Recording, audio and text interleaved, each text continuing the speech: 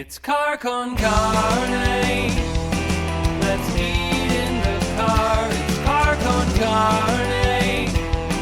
And now here's the star of our show, James Van Alstyne.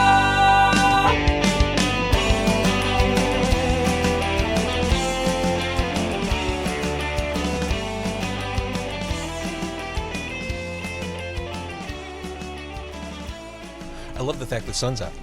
Yeah, it's beautiful. It's beautiful. It's also hotter than shit today. Yeah, like but we're in an air-conditioned car. So. We are.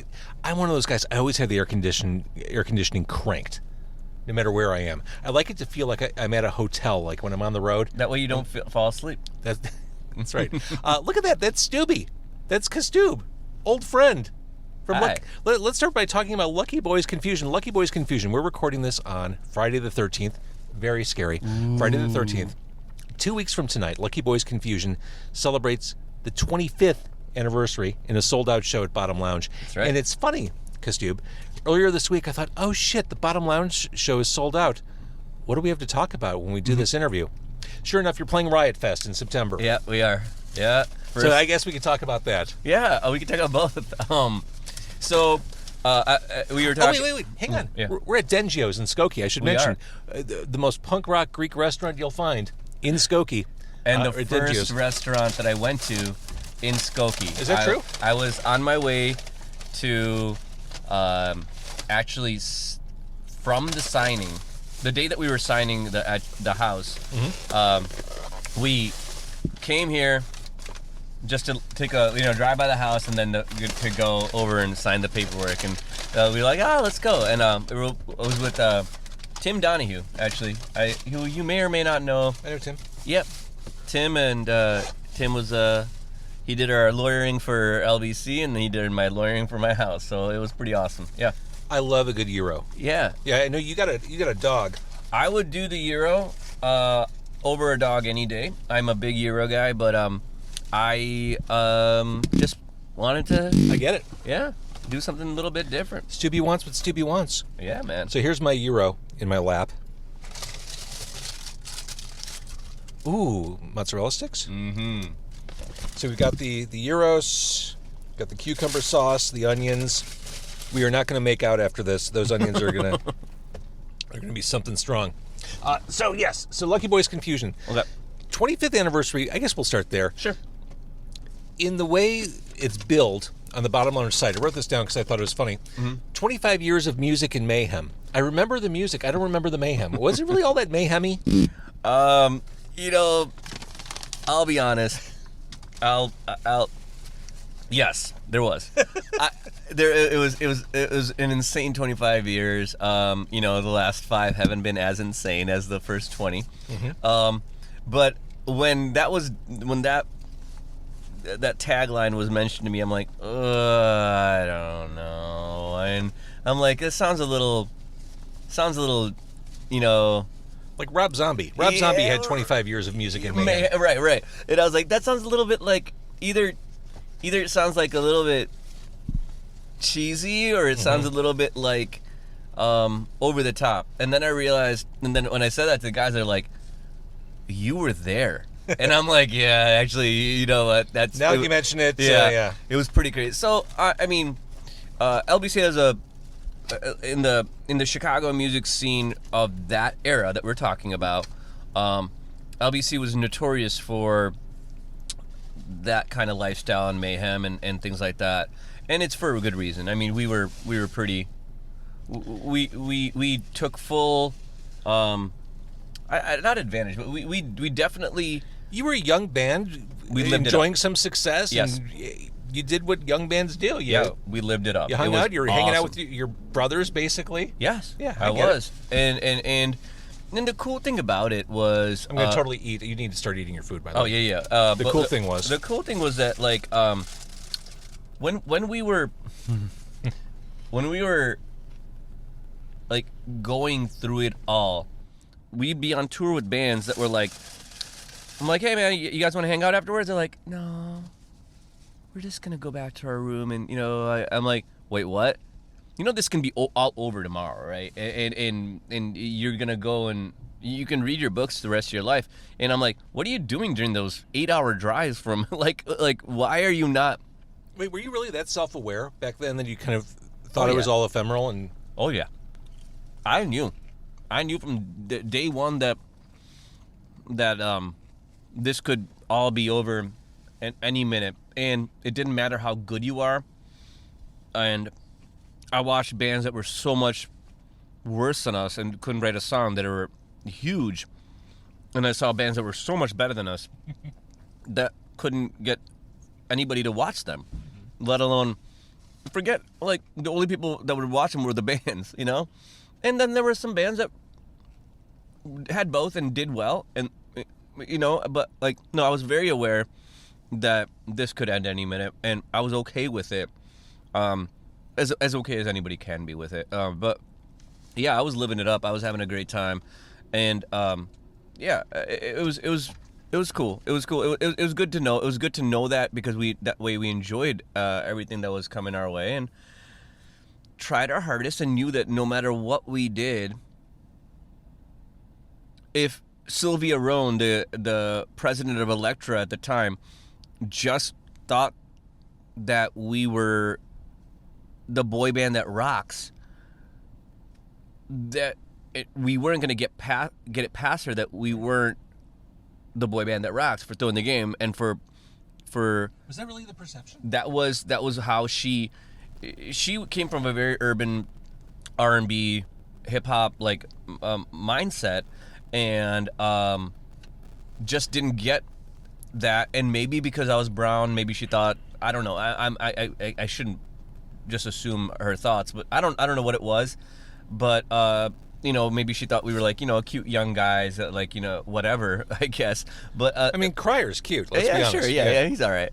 But the second record, Commitment, they went with, they just couldn't go with like us being a band. They were like, they're like, we were the next Good Charlotte or the edgier Good Charlotte or something like that. And it's just like, why just promote us as a rock band from Chicago? Why can't you just do that?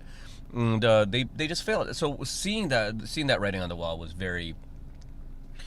kept us very like cool. Existential. Live for the moment. Well, yeah, and if you, I mean, like, look at, you can go. It carried out after LBC ended, but after LBC slowed down, and Adam and I and Jason all went our different ways with trying different projects. When AM Taxi got signed. And that's Adam and Jason's band got signed. They put out a record called "We Don't Stand a Chance." I mean, we just we all knew like that. We're lucky to get it. We damn well deserve it, but we're lucky to get it, and we're more likely to fail than we are to succeed. And that's okay. Just have fun, roll with it. The Euros, Your best Euros ever, dude. yeah. I don't eat it that often. It's so damn good. You know, You'll feel it tomorrow. I'm aware. So, Bottom Lounge on the 27th. The last time I saw you perform was at the Bottom Lounge in November. One thing I realized going to a Lucky Boy show, everyone there's in a good mood. I mean, when you go to see live music, you're in a good mood. It really, I've said it from day fucking one, 25 years ago. I mean, there's a sense of community when I go to your shows. Everyone was just so, like, cheerful before the show. And, hey, how are you doing? Like, it's like a family reunion, like people coming back together. I love it. There's two things that were said to me that like go with what you said. People, especially as fans are getting older, fans that go and see LBC play aren't the same kind of people that go and see a band twice a month. Not a band, like see live music right. twice a month. They're the type It's of an people event. they go and see. They go to 3 shows a year. 2 or 311 and one's LBC, and they're going and they're wasted. And so at first I used to be like, what are these guys all so happy about? Like, what's the big freaking deal? Like, have they listened to the words? This is not like, and what I realized is that it's not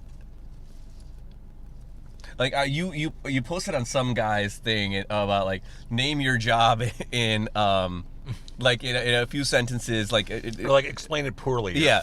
And I think I wrote I stand on a box for an hour and complain about everything that's wrong in my life. Then I get off and stand on the ground for 2 hours and pretend like nothing's wrong. That's my life. Like That's awesome. Yeah, that's what I do. And so I didn't get it, but then I realized what it isn't really. They're not. It's the sense of community and the happiness comes from. That is. My brother put it. He's like, LBC shows aren't about you, and I just go, what? What the fuck does that mean? It takes a brother to be able to say that. Well, yeah, because anybody else I'd be like, all right, I'm out here. But like, he's like, I'm like, and I thought, I'm like, he's talking about the rest of the guys. I mean, that's fine, okay. He's like, no, you're, don't take this the wrong way. He's like, but like, there's people that are right in front of you, and that's maybe a third of the crowd that are just singing every word, and he's like, trust me, the rest of us are too, but we're also catching up with people that we haven't seen all year. That's it. Yeah. And that's catching up with people, catching up with that moment, the vibe. That's it. And I love it. The reminiscing back to one of the fans in the November show said, I don't know how else to put it, but when I hear, I can't remember what song he was on. When I hear that, I'm not here anymore. I'm 15 years ago, and I'm like, that's cool. That's cool. Very cool. Yeah, it's nice. And he's like, all my worries are gone, and I'm just in that place. And I'm like, you know what, man, like. That's what music's supposed to do. Yeah, you put on I can't remember the last time I listened to Radiohead, but if you put on Pablo Honey, and I would just be back. I'd be back there. I'd be back to being the only guy that I knew in my group of friends that bought that $6 tape and listened. And it was because of you, actually. You were the first person that played that song on. It was at like midnight. You guys used to.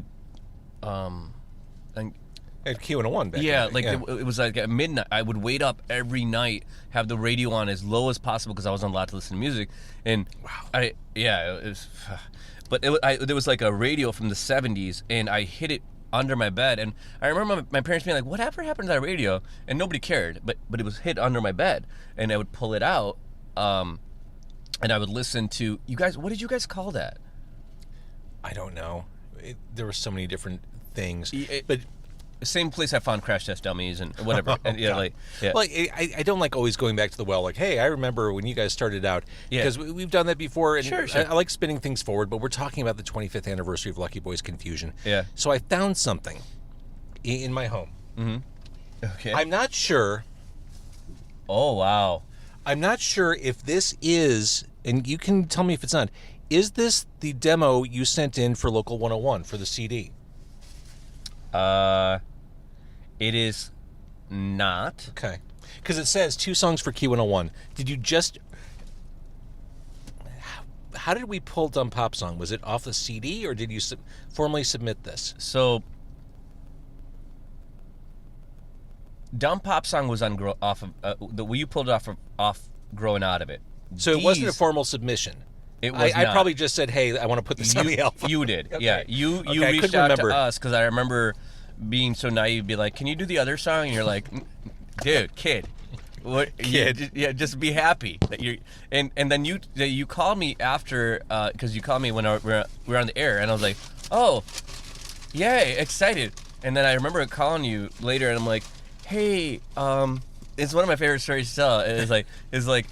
You're like, you're going to be on day rotation, da-da-da-da. And I get out the phone because, we're at that point where we were talking. I called you, and I'm like, hey, James, do you think it's okay? Can you play us at nighttime, too? And you're like,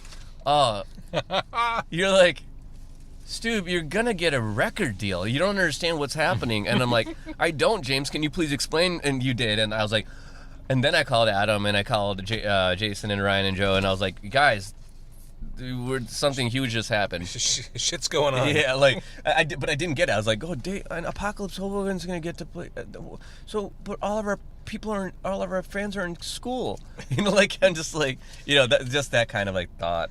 That's adorable. Dude, we didn't know what we were doing. Of course. There's a black squirrel. That is. Oh, those so are the evil cool. squirrels. Yeah. Are you really not going to eat? I feel like no. Okay. I am. I know we start talking. And Yeah, I know. But so 25th anniversary. I love to talk about the haters because why? it's fun because this one's a really good one though. They got us good. They go because they tag us. So I laugh. About 15 years ago, I'd have been upset. Now I think it's awesome. And he goes, man, Lucky Boys Confusion. They seem like they're doing an anniversary show every other day. Does anybody do they have fans to like? Because unless you live in that world, you don't realize it. Hey, we're selling shows out still here. But yeah, so 25th anniversary. After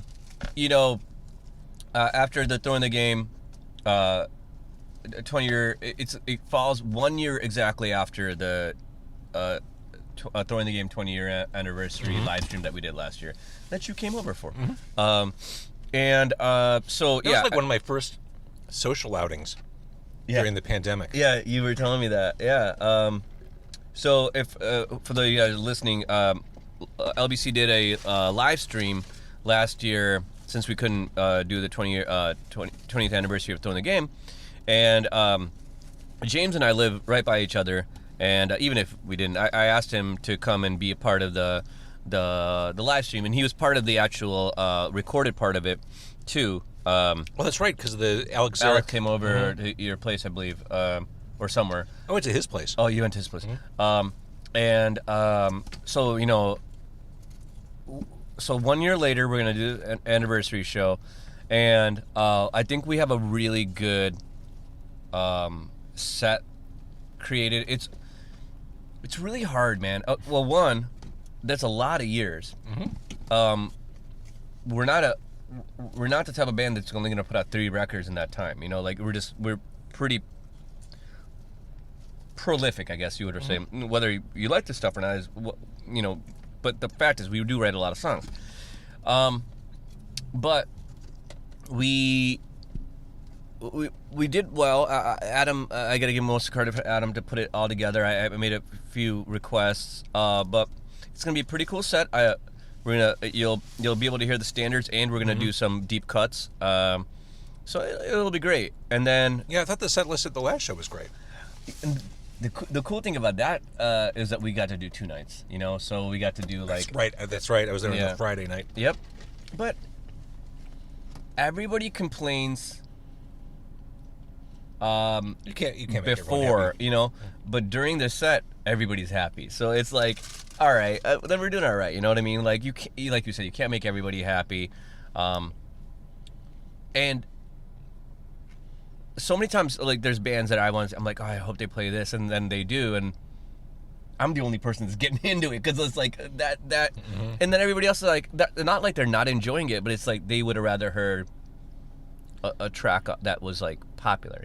Here's what I love about this show: you're not touring, so there's no way to spoil what you're going to play. I think so many people, myself included, will spoil set lists in advance because it's almost irresistible. Like, oh, I hope this artist is going to play this song. We don't know what you're going to play. Yeah, we can't look at the night before in Milwaukee to figure it out. Yep, and that's the thing is you can't avoid that anymore. The internet age, everybody knows what you're playing, and we would.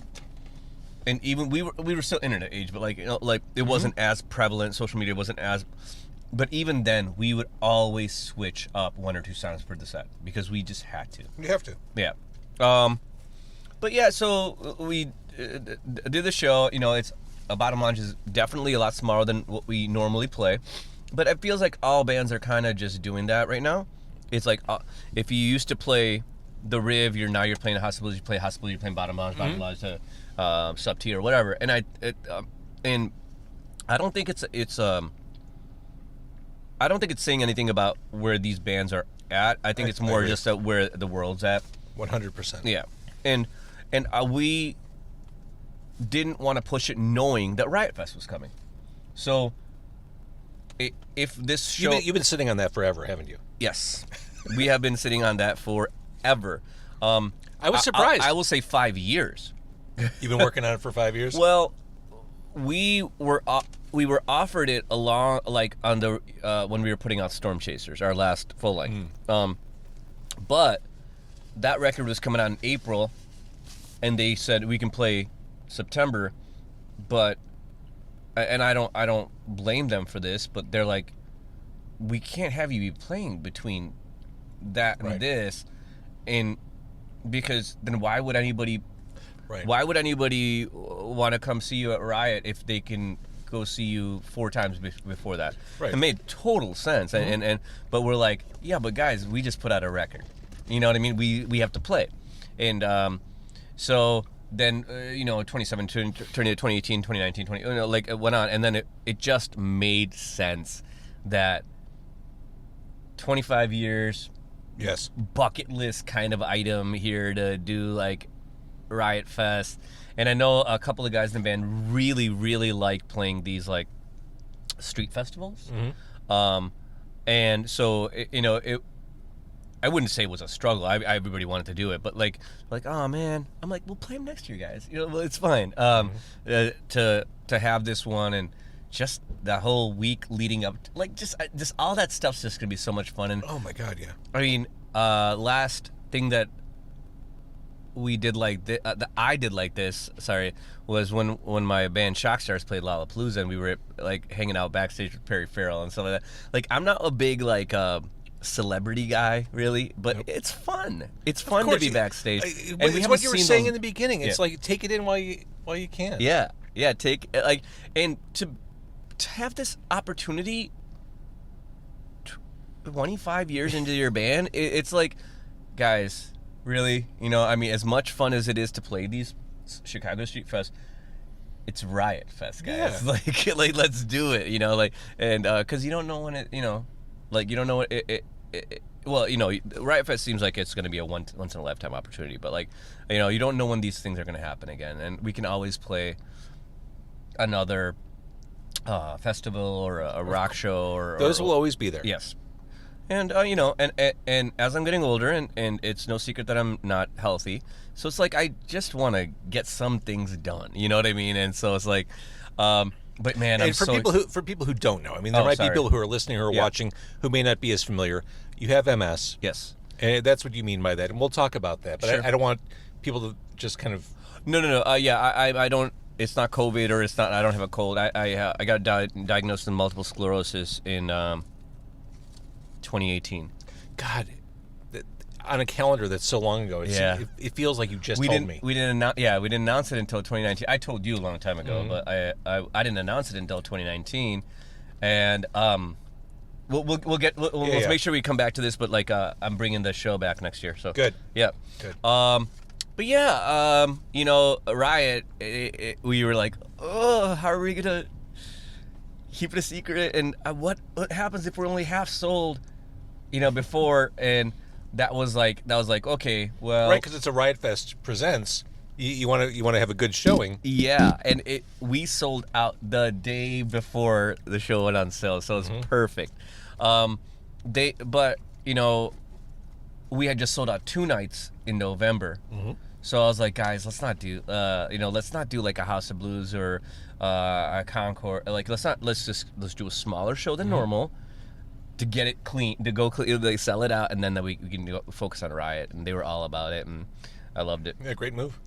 Yeah, sometimes I have a decent idea here and there, but So I'm excited. 2 weeks from when we're recording this, we will see you, the lucky ones who bought tickets. Yeah, we'll see you at Bottom Lounge for the 25th anniversary. 25 years. It's crazy.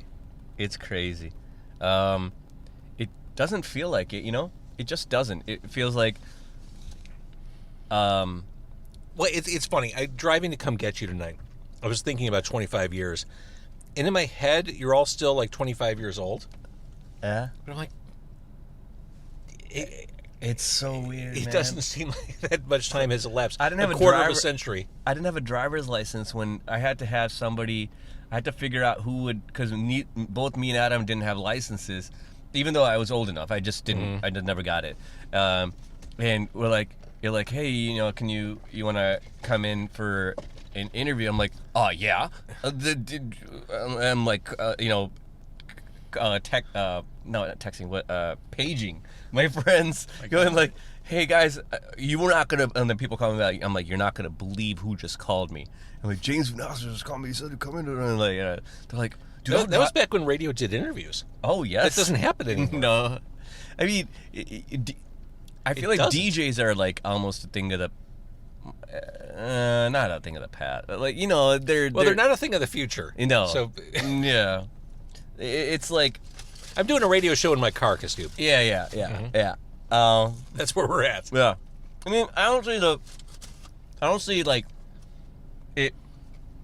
It was so much fun, man. Like to be listening in the car when we were, and I'm gonna sound like an old man, like just like, oh, it used to be so much better, but it was. We'd be in the car, we'd be driving. James or Sludge or Electra or somebody be on the air, and they'd be like, "Hey, by the way, we have." I'm trying to think of somebody that I actually liked back in those days. But we have 311. Yeah. Oh, there we go. We have Trent Reznor on the call right now, and I'm like trying not to crash my car, going like, "What? How are you?" You know, like, or you know, like this one I remember, it was the drummer of Tool was on and I was like, okay, I don't play drums, but like I'm interested in this, and he was on there, and he would just, and it was really cool because he was talking about how weird Maynard, he's like, yeah, he's like, and then I think it was Electra goes, is he as weird to you as he's like weirder. And I thought it was such a cool, like those kind of, you don't have those moments anymore but you have podcasts now. Though. Well, and this is something I wish radio would learn. It's those moments, those things you don't expect that make radio something that becomes part of people's lives. Yes. You could play the same 40 songs in a 2.5-hour rotation all week long. What connects people is those holy shit pattern breaks, where suddenly this day pattern that you were expecting is completely upended by, oh my God, Trent Reznor's on the phone, or it's mind blowing. I'll tell you another one that, like, from the old days. Eddie Vedder's mom called in. That was a long time ago. Yeah, I mean, when I say I was a kid, I didn't even think that I would ever be on stage. Like, I was new at the station at that point. I was so Eddie's young. mom. Yeah, it was Eddie's. That was like 93 or 94. Because that makes sense. And because I remember being on, and you guys did it so well that you didn't know whose mom it was until the end of her call. Like, so I'm thinking, I'm like, is it because you, even at 93, 94, even though I knew that he grew up here in the Chicagoland area, I did not put Eddie Vedder's mom in Chicago. You know what I mean? It's like, and she was like, I really like it when you guys play my son's music. Like, it's like, your son's like the biggest name in music right now, lady. Yeah. So, LBC at Riot Fest, this is...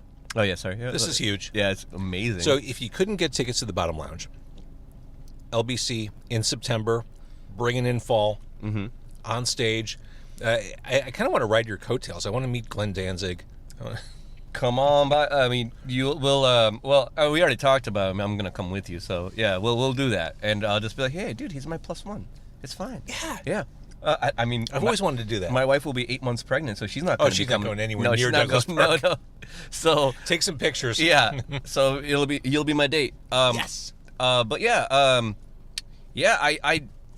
I'm so excited. It like another one of those things. It's like, the cool thing about Riot Fest for me is gonna be, there's a lot of bucket list stuff that you want to do, but just to say you did it. This is going to be one of those bucket list things that's like, yeah, I'm going to experience and just enjoy the crap out of it. And then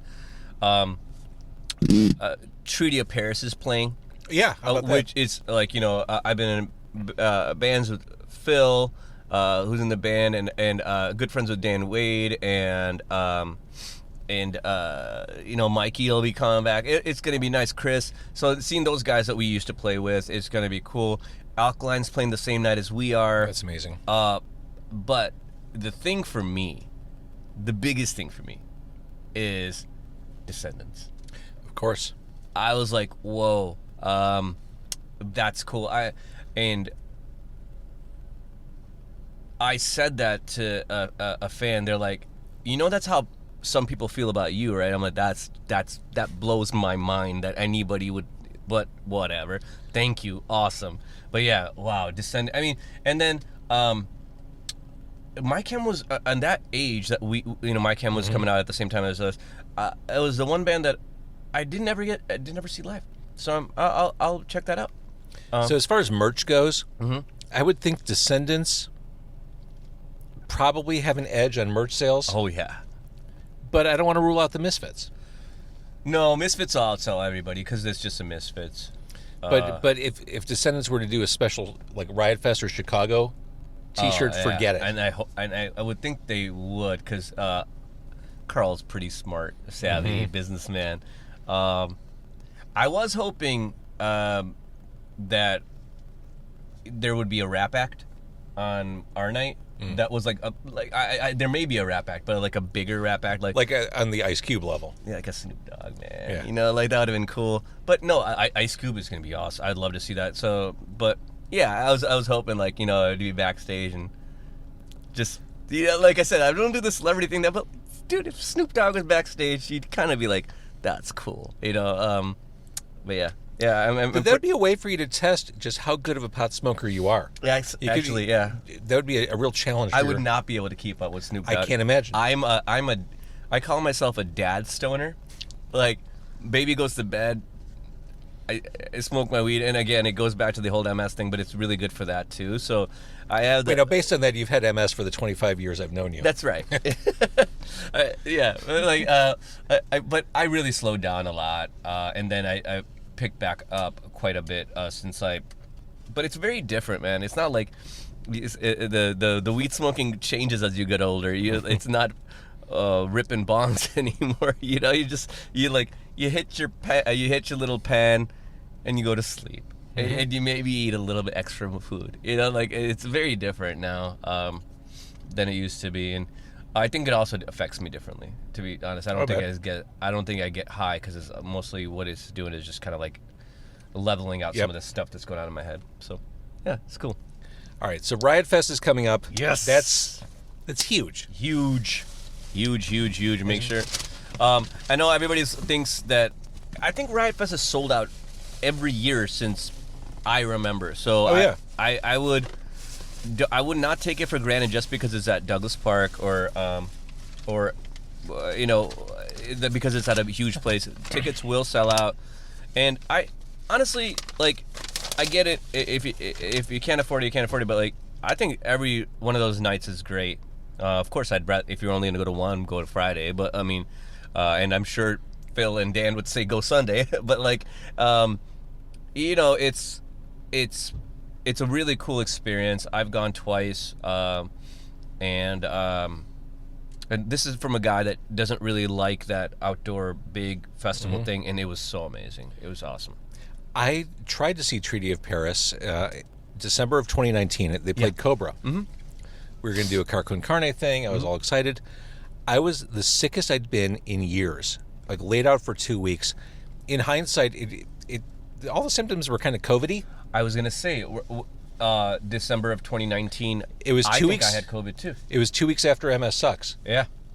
And me too. Yep. And I remember texting Dan. I'm like, I don't see myself turning around in time for this. And I felt terrible about it. I was really excited. And then the day rolled around. I'm like, I'm not leaving my home for the next several days. Well, now you get to see him in about 4 months. Exactly. Or less. But yeah, I mean, the timing I don't think syncs up with the launch of COVID in the U.S., but it was right there. There was a lot of us. So I got sick right after MS Sucks as well in 2019. And it could have just been something else going around. Yeah. But the thing for me too is hard to tell. My doctor's like, yeah, but because when I get sick for a long time anyway. So that's what I've been kind of actually really nervous about in the last whatever is if I get sick now, the show would have to get canceled because there's just no way that I'd be, even if I got sick tomorrow, I'd be probably not, even if Yeah. So it's just gotta be careful. But yeah, you were saying? Sorry. That's it. Trudy Paris. Yeah. So you will get to see them. And Finally. Yeah. I didn't get to see them then either for the same reason. I was sick. But I've seen them so many times. So before that. But yeah, I'm excited to see. That's gonna be fun for them. And I feel like I'm probably wearing a Dan Wade created T-shirt. I wore a Riot Fest T-shirt just for the event. Well, if it's a Riot Fest, it's a Dan Wade. Yeah. All right. Well, MS sucks. Since we're talking about that, I want to talk about your new project. Sure. I'm kind of bearing the lead with your new stuff, but MS sucks. What we're talking about was a benefit show to raise money for MS research. It was at the Bottom Lounge, and it was an inspired night. It was a night to raise awareness, but you enlisted all your heavy hitter musician friends to come out, do a couple songs, and it was fantastic. I think Adam Cryer played with every band. It was a lot of fun. So what it was is we did a daytime like matinee show with full bands, like drums, bass, everything, and then it was really weird. Not weird, but it was really cool because LBC played at like 3:00 in the afternoon or something like that. Maybe not that early. I can't remember exactly. And then that evening we had 16 different acts, acoustic acts. It was of course it was LBC, it was and Plain then White Tees, Plain White Tees, Ike Riley, Swizzle Tree, Ike Riley. I can't even remember. I mean, there's just everybody. It was insane. Yeah, everybody I could think of. I played with 3 different acts, I believe. So it was amazing. So what it is? It was we just were looking to raise money for, like I said, for Accelerated Cure project for MS, and we did like raffles, and the Bottom Lounge donated the venue. That's amazing. Yeah, and we raised, I think, $35,000. Yeah, That's serious. Yeah, it was some good money, and James, it's really. Well, the funny thing about that is, I was like, yeah, that's pretty cool, and the charity the people that run the charity, like, are you are you ever happy? Like, and I'm like, no. The answer is no, but that's not the point. I'm like, what do you? They're like, this is the biggest DIY charity thing that we've had done. She's like, you're not going to compare it to like MS Walk or something, right? Like that. Of course. Yeah, but like, she's like, this is huge. I'm like, oh, okay. I'm like, all right, great. So then, thinking I'm going to do it every year. No. So this year, we were going to do stuff, but with Riot, it was kind of like, even from the charity to the venues were like kind of weird for you not to play though, and I'm like, yeah, okay. So we're gonna do something for my birthday. It will be like a fundraising kind of thing, and then next March, obviously I'm gonna want you involved. But next March for which is MS month, we're gonna do another show at Bottom Lounge, and LBC will be playing. For right now, I believe that. And they can pull out of this if they want, but from right now, what I hear is my good buddy Mark Rose and Night Spice, nice. Kevin Singleton's band. But also playing Riot Fest. Also playing Riot Fest, right? I'm still just started talks, but I think I might have a really big headliner. So, and I'll tell you after. But yeah. That's fantastic. Yeah. Mark Rose, I think I'm trying to set something up in the car with him soon. Oh, cool. Long overdue. Yeah, he's just he's such a nice guy. I mean, I like. There's some guys in the industry that I just walk away from that are just like, man, that guy's cool. Good humans. Yeah, he's just a good guy. So, but as far as MS goes, we've talked about this. I don't even know if we've talked about it in an interview setting, but it's that kind of invisible disability. Yeah. To see you walk around, to listen to you talk, no one would be the wiser that you have multiple sclerosis. No, and I'm pretty good at like masking it too, but nobody knows that right now my body's been tingling every second since you picked me up.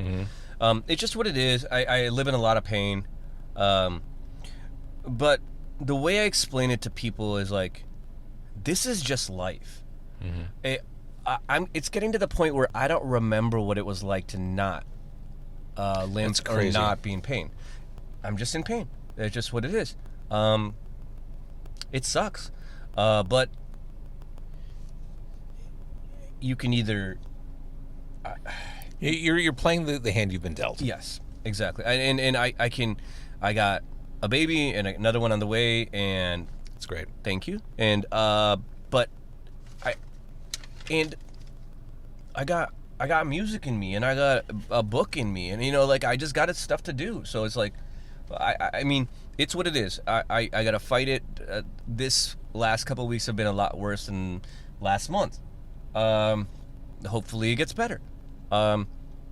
There's, you have your ups and you have your downs, and you hope that your downs aren't so bad that they mentally get you down, because so you just got to have the right people around you. That's everything. Yeah.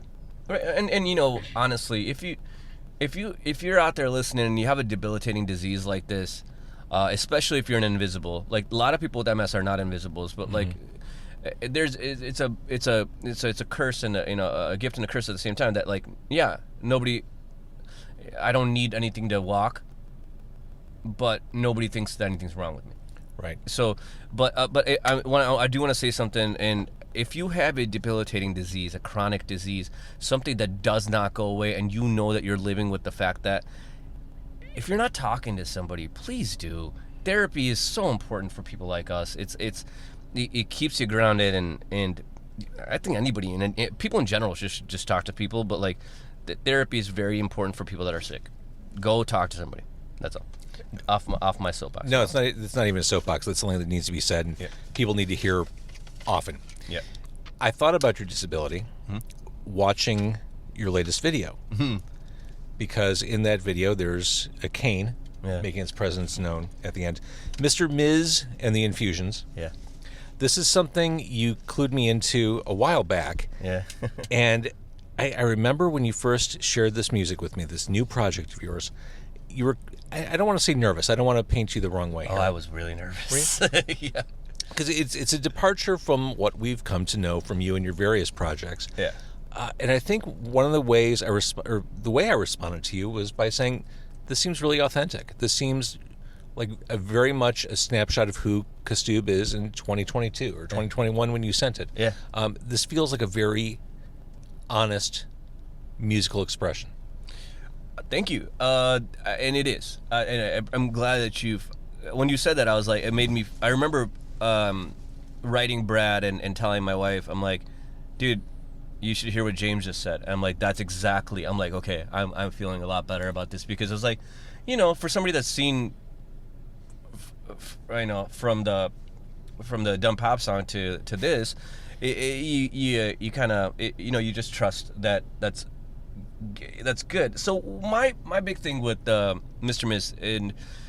First is, nobody gets this Mr. Ms. It's Mr. MS. It's they're because I posted on Facebook. I'm like, Mr. Ms. equals MS Warrior, and people are like, oh, now I get it. I'm like, okay. Well, and the thing is, people are like, why didn't you just say Stubby? I'm like, because I didn't want to. I didn't have to. So what? Right.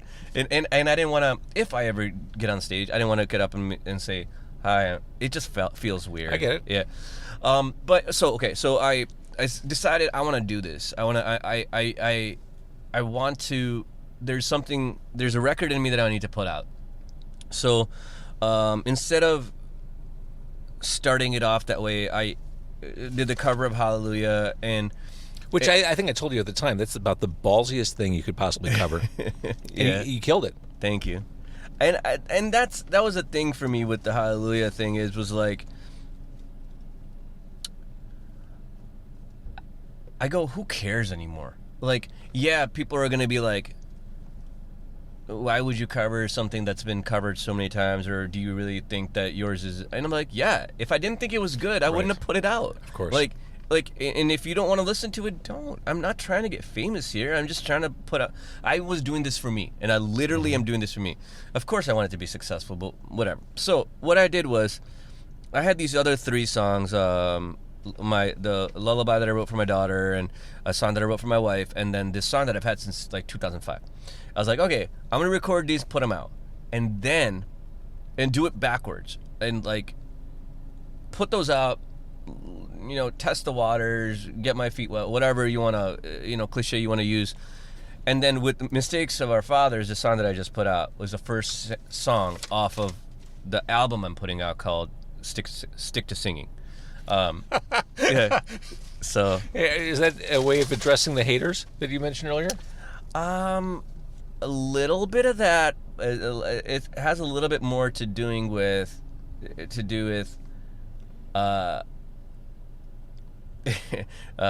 people telling me to stick to singing and leave the politics or leave the social issues to whoever you agrees used to with engage. You used to roll up your sleeves and get into it. Oh yeah, and I just stopped. It's exhausting. Yeah, that's what I realized is like, I just couldn't.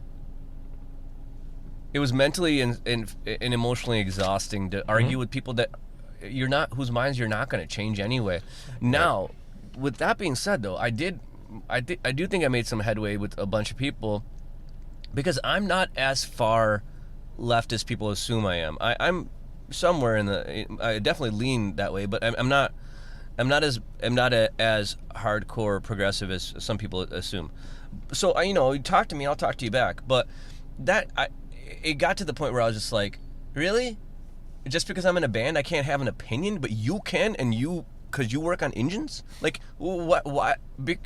Why does my opinion matter less? So, but I'm glad you caught it. But the stick to singing, the reason I really like that is also because it's kind of a fuck you to everybody else too, because it's like I got both in one. I got like doesn't he just sing?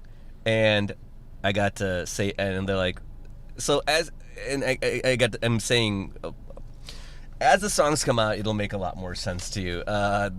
There's the next one's, yeah, I'm gonna piss some people off, but yeah, it's just what it is. You mentioned Mistakes of Our Fathers. That's the video I was referring to with the cane. Yeah. The video is like another brick in the wall for the present day. Sure. Directed by the talented Alex Zarek. At some point, will Alex get to a point where you can't afford to have him? Well, yeah, that's when I posted the video for the first time. I said, before I finish this sentence, he's gonna outgrow me. Alex is so talented, and the thing I said in that video too, or in that post too, I'm like, don't roll your eyes, because I said the same exact thing about Nabil, and look where he is now. I said Nabil is going to make it big. Alex is going to be huge. But he'll never outgrow me, because he loves me and I love him, and he's my little bro.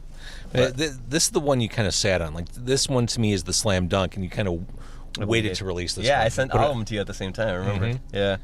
Yeah. That must have been tough, because, this is it. Yeah, it was hard. It was really hard, and doing stuff solo is really hard, man, because like you don't have anybody to call when you're to walk you off the ledge. I almost deleted the song because I listened to it once and I was like, this sucks. Nobody's gonna like this. You're wasting your time. Like, you get. I understand, but it seems insane.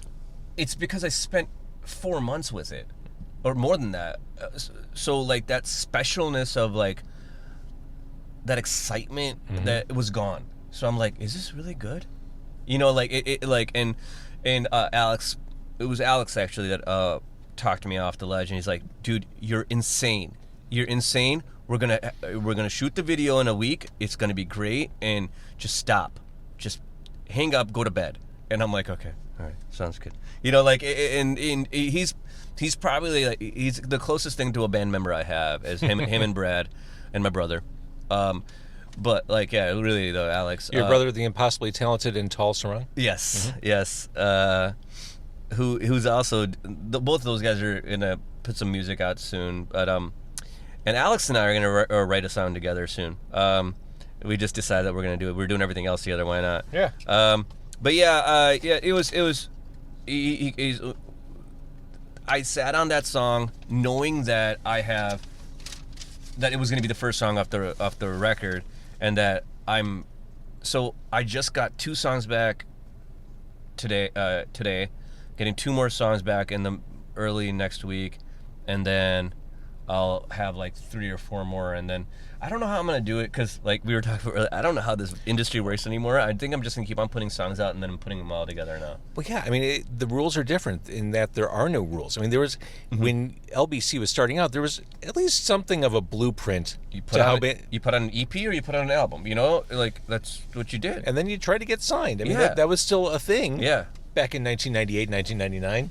Yeah, and now it's like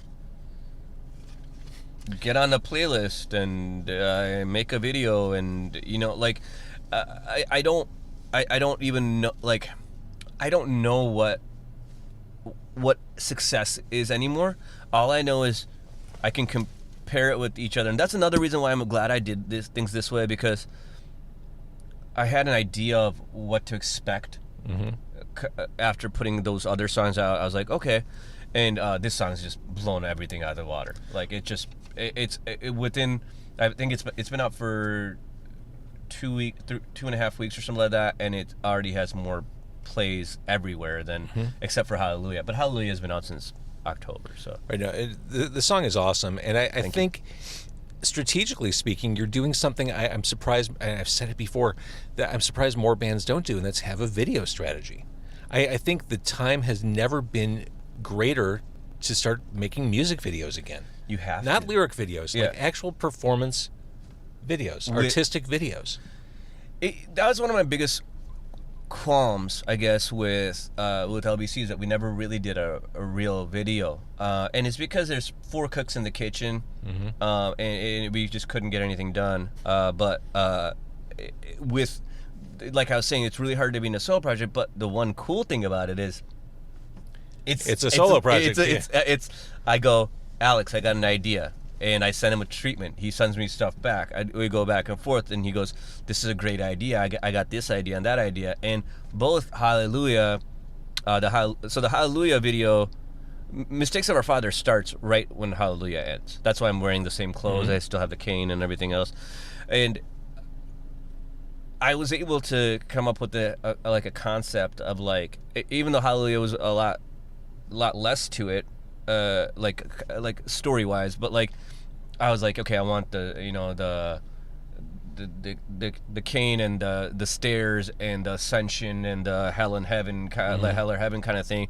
And then Alex is like, what about, dude, let's have snow inside, you know? And so, like, we were able to do that, bounce off each other and do that stuff. But music videos are everything. And the one thing that I really, really like that I'm doing now instead of like 20 years ago is that when Alex sends me the videos or the cuts or whatever, I never go, I don't like the way I look in there, or I don't like the way that's not it anymore. Whereas I think when you're in your 20s, you're like, ooh, are the chicks gonna think I'm hot here? You know, it's like, I don't care about that stuff. I know they think you're hot now. It's the long hair. Oh, the long hair model costume is.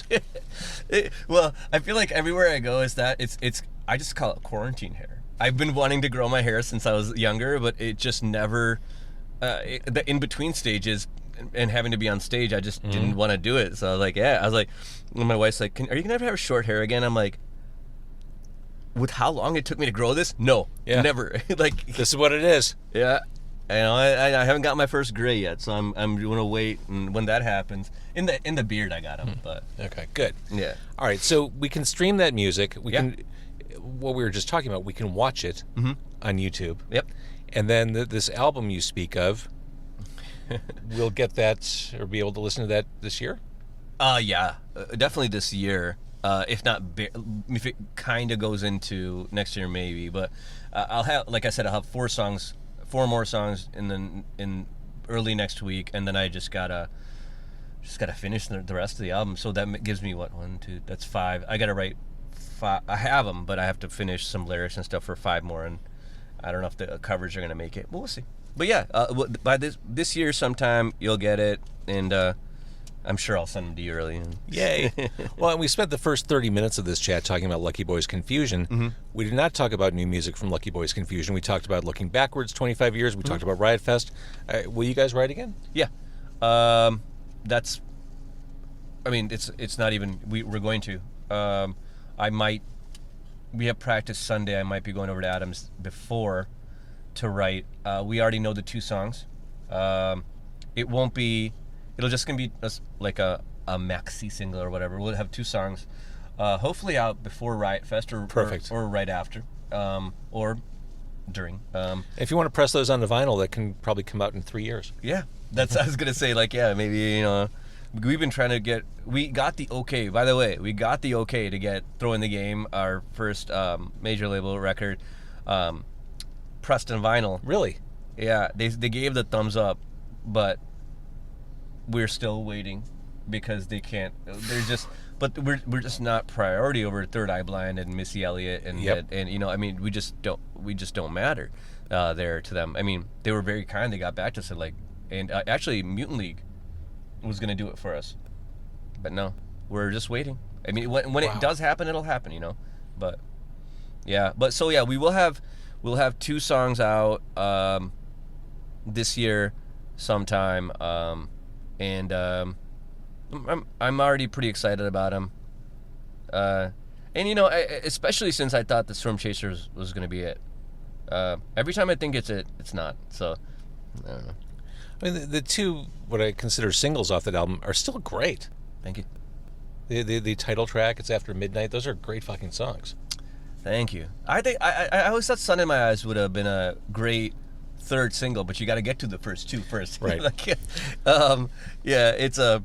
I always laughed at, like, you know, especially when LBC was coming out in the beginning. You know, a lot of bands would come to me and Adam with asking for advice, and one thing they'd be like, "This," and almost every band would be like, "This is gonna be like our Don't Speak," and I go, "You know, you need You need Spiderwebs and Just a Girl before you get there. I was gonna say, do you know that you just wrote a ballad? Just say you wrote a ballad, okay? Like, just like. You're counting, like, you're talking about your 3rd single. By the way, I picked you up in this car. I've been sitting behind the steering wheel this entire time. You're not going to say, "Hey, driver," as I'm sitting here? That kind of stuff just doesn't come to me. Like, my brother will make those kind of things, like he'll pick me up, like, and he just looks over at me and goes, "To the top of the world," and I'm like, "What?" And he goes, "Dude, To the Top of the World." I'm like, The song you wrote. and I'm like, oh yeah, That one. yeah, okay. Or there was, and I think it was Brad. Brad did this one to me, and he goes, I'm like, yeah, well, you know, something about the lights. He's like, yeah, the city lights. I'm like, yeah, you know, yeah, I guess the city lights. Yeah, and he's like, what did he say? And then he goes, "Do you miss your friends?" or something. I'm like, what are you talking about? He's like, "Dude, I'm quoting your lyrics, boss man." I'm like, Boss just man. shut up, Yeah. you know. Throwing that one in Yeah, there, too. like he loves to do that. All right. All right. Stubby, the new music is out there. Lucky Boys, we're celebrating 25 years with you Yeah. at Bottom Lounge at the end of the month. We'll be celebrating more with you at Riot Fest. Oh, my God. Yeah. And the new stuff, the very authentic, very you. Very me, Mr. Miz and the Infusions. But if you're looking it up, it's Mr. Miz, Mr. period, MS period. But I don't know, you should be easy to find. If you like Mr. Mister, you're gonna like Mr. Miz. Yeah, there you go. That's Yeah. just how that works. I don't make the rules. That's how it happens. Yeah, All right. man. Thank you for watching. Thank you for listening. That's Stubby.